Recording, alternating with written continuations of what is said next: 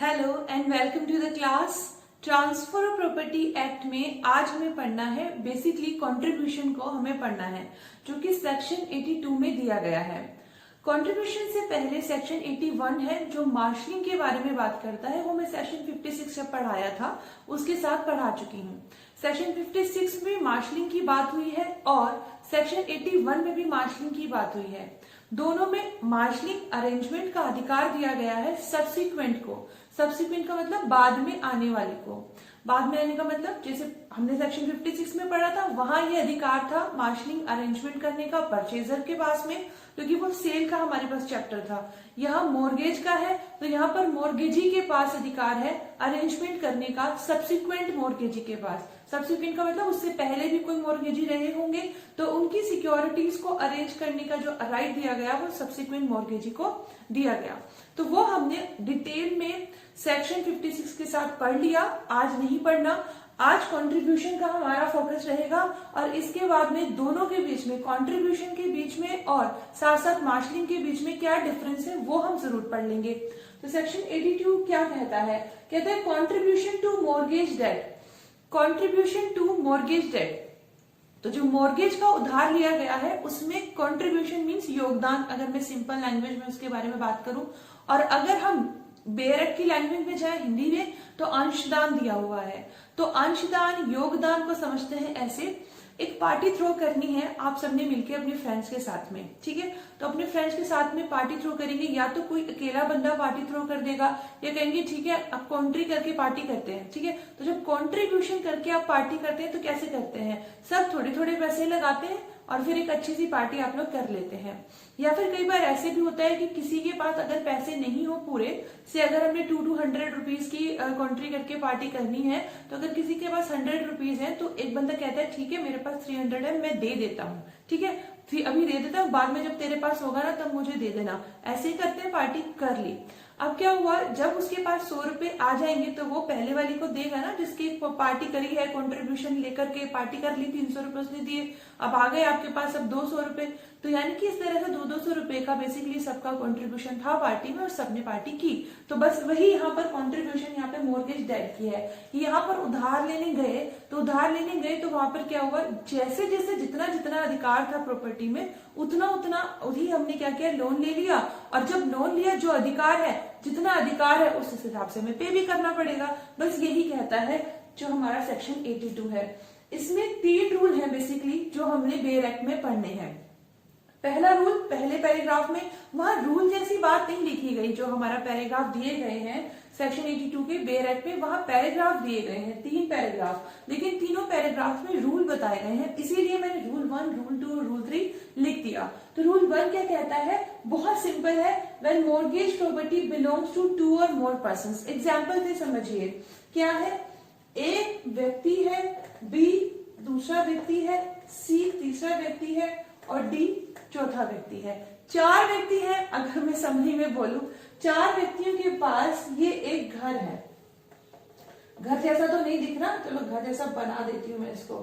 तो ये घर है उनके पास, 4 व्यक्तियों के पास एक घर है। अब ये चारों क्या करते हैं? एक उधार लेने के लिए जाते हैं ई से। तो जब उधार लेने गए ई से तो ई जो है उधार दे देता है, कितना रुपए देता है? बहुत छोटी अमाउंट हम लेते हैं, कैलकुलेशन में मुझे प्रॉब्लम है, मेरी मैथ्स जो है वो वीक है, तो मैं बहुत छोटा ही उधार की बात करूंगी, 10,000 रुपए लेते हैं। तो ये घर किसके नाम है? चारों के नाम। उधार किससे लेने गए? ई से। तो ई कौन हुआ? मॉर्गेजी। ये कौन हुए? मॉर्गेजर। ये क्या हुआ? Mortgage money. और ये क्या हुआ? मॉर्गेज्ड, है ना? मॉर्गेज प्रॉपर्टी हो गई। चलिए हमारी मॉर्गेजी कंप्लीट हो गई। अब क्या हुआ, जब ये 10,000 रुपए इन चारों ने ले लिए तो इन चारों को जब देनदारी आएगी, मीन जब इन चारों को लोन चुकाना होगा, जो मॉर्गेज में प्रॉपर्टी रखी है छुड़ानी होगी, तो कैसे पैसे देंगे? पैसे देंगे जितना जिसका हिस्सा है इस प्रॉपर्टी में, ठीक है? ये जो लायबल है ना, इसके लिए, इसके 10,000 रुपए के लिए जो लायबल है उतने रेशियो में, उतने रेटेबल पे प्रोपोर्शन में जितना इनका हिस्सा है। समझिए, ए का हिस्सा इसमें आधा है, यानी 50% किसका है? ए का, ठीक है, प्रॉपर्टी में। बाकी इन सब का थोड़ा कम है, से इसका 25% है, इसका 10% है और इसका 15% है। ठीक है, तो इस तरह से इनके जो है रेशियो डिवाइड किए गए हैं। अब आप देखो, जब इनको पेमेंट देनी होगी ई को, तो कैसे होगा? 10,000 रुपए में से पेमेंट तो, क्योंकि चारों ने, मेरी बात सुनिएगा, चारों ने इसमें से उधार लिया 10,000 रुपए, चारों ने मिलके लिए, तो जो 10,000 रुपए बटे वो चारों में बटे थे। ऐसा नहीं था कि वो 10,000 रुपए अकेले, इसने 5,000 रख ली, बाकी थोड़े थोड़े सबको दिए। 10,000 रुपए कॉन्ट्रीब्यूशन किया है सबने सेम, जैसे पार्टी की, तो ऐसा नहीं था अगर कि एक व्यक्ति के पास मतलब वो फाइनेंशियली ज्यादा रिच है तो वो 500 रुपए भर देगा, ऐसा नहीं था, सबने 200-200 रुपए ही दिए थे। तो भले ही अगर एक के पास ज्यादा हिस्सा है प्रॉपर्टी में, तो भी उसने जो है इक्वल ही उधार इसमें से कॉन्ट्रीब्यूशन में से लिया, जो उधार लेके आए हैं ना, उसमें से इतना जो बराबर बराबर हिस्सा ही इन चारों ने लिया है। अब जब ये ई जब लेने जाता है वापस अपना लोन, तो क्या करता है, जो इसके हिस्से की प्रॉपर्टी है वो प्रॉपर्टी से चुका नहीं पाते, से फॉर इंस्टेंस, तो वो इसके हिस्से की प्रॉपर्टी चुका करके लेकर के जो है अपने लोन की 10,000 रुपए की भरपाई कर लेता है। अब जो, क्योंकि ये 50% जो था ये इसकी हिस्सेदारी में था, बाकी का जो बचा होगा, यानी ठीक है 5,000 रुपए तो इसकी प्रॉपर्टी से चुक गए, लेकिन जो बाकी के जो रेशियो, जितना इनका रेशियो है ना इस प्रॉपर्टी में, इन सबका ए जो होगा वो इन सबसे बोलेगा आप मुझे उतने प्रोपोर्शन में मेरे को मेरा हिस्सा दो। भाई भले ही मेरा हिस्सा इतना था, मैंने तो चुका दिया, लेकिन बाकी के जो आपके हिस्से हैं इसमें बनते हैं वो भी मुझे दो। दूसरा एग्जाम्पल समझ लो, जैसे एक व्यक्ति है, ये तो थोड़ा कॉम्प्लिकेटेड हो गया, अगर मैं कहूं एक व्यक्ति है और दो व्यक्ति हैं, ठीक है, दोनों सी से लोन लेने के लिए गए, लोन ले लिया उन्होंने एक प्रॉपर्टी के ऊपर, लेने के बाद में उन्होंने क्या करना है, बहुत सिंपल एग्जांपल लेके चलती हूँ, ये कॉम्प्लिकेटेड था, सिंपल देख लो। लोन लिया इन्होंने 10,000 रुपए का, अब 10,000 रुपए में, इसमें जो 10,000 रुपए का लोन लेते हैं, ठीक है ना, कहा ना मैथमेटिक्स में थोड़ी प्रॉब्लमेटिक है, तो 10,000 रुपए लोन ले लिया इन्होंने सी से। अब लोन लेने के बाद क्या होता है, चुकाना भी तो पड़ेगा।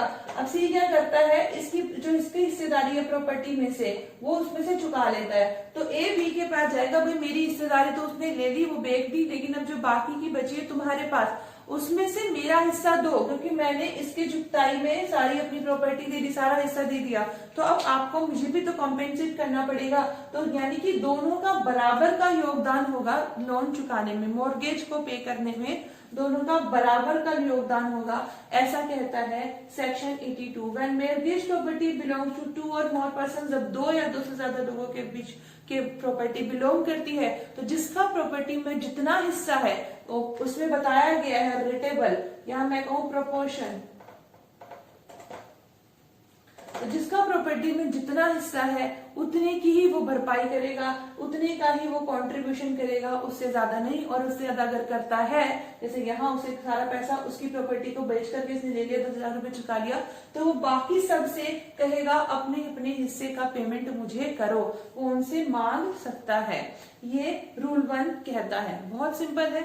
रूल 2 पे आ जाइए, थोड़ा कॉम्प्लिकेटेड है। When one property is mortgaged first and then again mortgaged with another property, क्या हुआ है, ए व्यक्ति है, उसके पास बी और सी दो प्रॉपर्टीज हैं, ठीक है, एक व्यक्ति है ए, उसके पास बी और सी दो प्रॉपर्टीज हैं, वो पहले जाता है डी से एक्स के पास जाता है और उसके पास ए एक्स के पास जाता है और उससे उसके पास प्रॉपर्टी जो है गिरवी रख देता है, सिंपल। फिर वो क्या करता है, यहाँ पर वो ले लेता है दोनों प्रॉपर्टी की कीमत, पहले आप देखो दोनों प्रॉपर्टी की कीमत कितनी है, 1,000 रुपए, ठीक है। एक व्यक्ति है जिसके पास बी और सी दो प्रॉपर्टीज हैं, जिनकी दोनों की कीमत 1,000 रुपए है।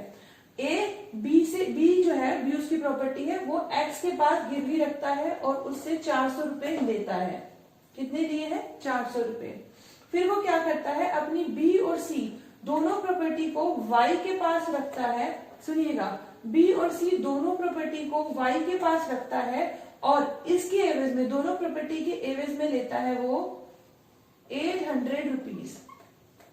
समझ आया? पहली बात, एक व्यक्ति है ए, उसके पास दो प्रॉपर्टीज है बी और सी, जिन दोनों की कीमत 1,000 रुपए है। अब वो क्या करता है, एक प्रॉपर्टी को मॉर्गेज करता है एक्स के पास और पैसा लेता है 400 रुपए।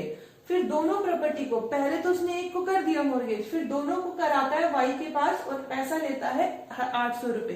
अब क्या देखिए क्या होगा, when one property is mortgaged first and then again mortgage with another property। समझ आया, पहले एक प्रॉपर्टी जो है मॉर्गेज कर दी गई, फिर उसके बाद दोनों प्रॉपर्टीज को मॉर्गेज कर दिया गया। तो उस केस में अभी उसने इतना तो आपको समझ में आ गया। अब उसने क्या किया, जो बी था, बी नाम की जो प्रॉपर्टी थी वो उसने बेच दी एल को, और सी नाम की जो उसकी प्रॉपर्टी थी वो उसने बेच दी डी को। ठीक है, जो उसकी बी नाम की प्रॉपर्टी थी वो बेच दी एल को, और सी नाम की प्रॉपर्टी थी वो बेच दी डी को।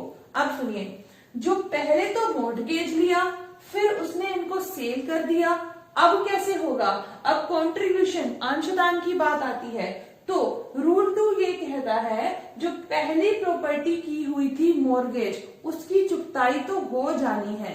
उसकी चुकताई कैसे हो जानी है, जैसे एल को इसने बेची थी, प्रॉपर्टी कितने की थी, 100,000 की, तो 1,000 रुपए की कीमत में से 400 रुपए इसके, ये जो होगा एल, इसकी भरपाई हो जाएगी। ठीक है, अब इसके पास कितने की प्रॉपर्टी आई, 600 रुपए की। अब ये क्या हुआ, ये दोनों प्रॉपर्टीज, क्योंकि उसने वाई को दे रखी थी 800 रुपए में, लेकिन उसने ये प्रॉपर्टी डी को बेच दी।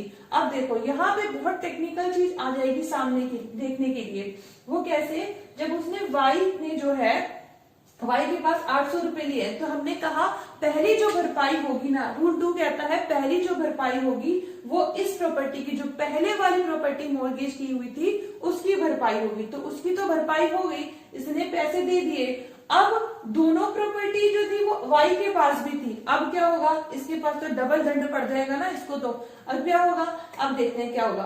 अब ऐसे होगा कि कह रहा है रूल 2 कि जिसका जितना प्रोपोर्शन बनेगा ना उतने प्रोपोर्शन में वो चुकाएगा। भाई इसने बेचारे ने ऑलरेडी 600 रुपए अपने बचाए, 1,000 रुपए में से 400 तो इसको दे दिए।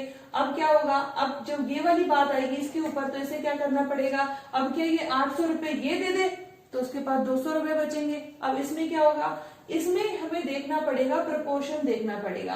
प्रोपोर्शन कैसे देखना पड़ेगा, ऐसे, भाई उसने 600 रुपए तो उसके पास बचे ही है, इसके पास एल के पास तो 600 रुपए बचे हैं, 600 रुपए वाली प्रॉपर्टी बची है ना, और डी के पास अभी 1000 वाली है ही, लेकिन उसको चुकानी है। तो अब कैसे चुकेगी, तो हम प्रोपोर्शन निकालेंगे कि कितना किसको पे करना पड़ेगा। प्रोपोर्शन निकालने के लिए हमें पता है एक ही डिजिट से हमें इसको जो है डिवाइड करना पड़ेगा। तो हम क्या करेंगे, 2 से करेंगे तो हमारे पास आ जाएगा ये निकल के, है ना, 3.5।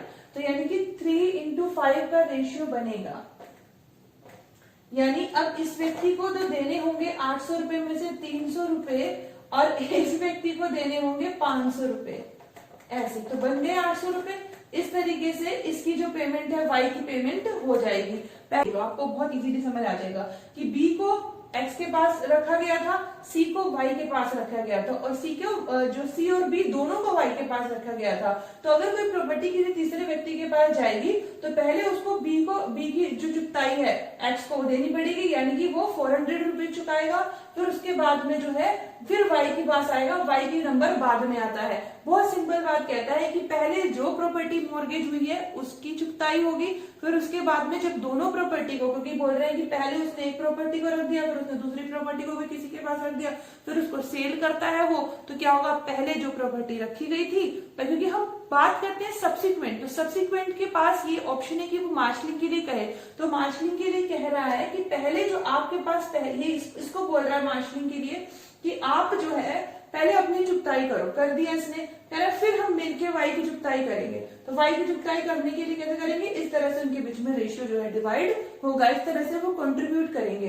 क्यों करेंगे कंट्रीब्यूट, क्योंकि इस तरह से करना है कंट्रीब्यूट, क्योंकि बी जो है वो वाई के पास भी है, इसलिए एल की लायबिलिटी बनती है। आप सोच रहे हैं कि बी की लायबिलिटी से एल की जो लायबिलिटी है वो सिर्फ एक्स के लिए नहीं, एल की लायबिलिटी वाई के लिए भी है, क्योंकि जो बी और सी है, जो प्रॉपर्टीज थी वो वाई के पास भी रखी गई थी, तो एल जो होगा वो पहले एक्स को चुकाएगा, फिर उसके बाद वाई को चुकाएगा। लेकिन क्योंकि वाई डी को भी बेच दी गई है, तो इसलिए उसमें डी का भी हिस्सा बनेगा, डी को भी पेमेंट करना पड़ेगा।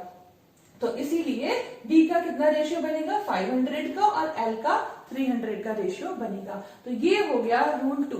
अब रूल 3 क्या कहता है? Marshalling supersedes contribution. बहुत सिंपल कि अगर कभी ऐसा हो मार्शलिंग और कंट्रीब्यूशन के बीच में कॉन्ट्रैक्शन हो, कॉन्ट्रडिक्शन हो, तो कॉन्ट्रडिक्शन के केस में मार्शलिंग का रूल जो होगा वो ऊपर आएगा और कंट्रीब्यूशन का रूल जो होगा वो नीचे जाएगा। यानी कि अगर अरेंजमेंट की बात होगी तो मार्शलिंग जो होगी, अभी मैंने आपको क्या बोला था कि मार्शलिंग का अधिकार सब्सिक्वेंट को दे रहे हैं, यही बोला ना।